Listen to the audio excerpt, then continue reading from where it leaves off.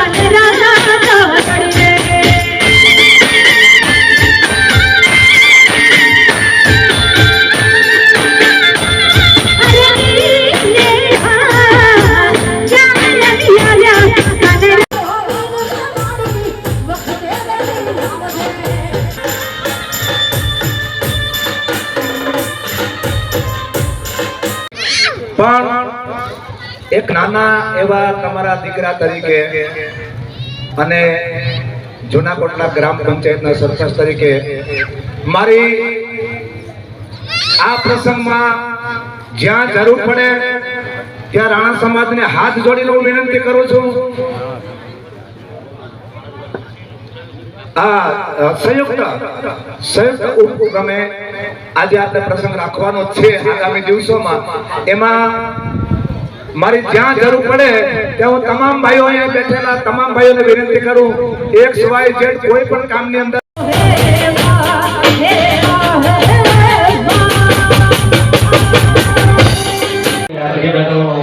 ખૂબ ખૂબ ધન્યવાદ છે.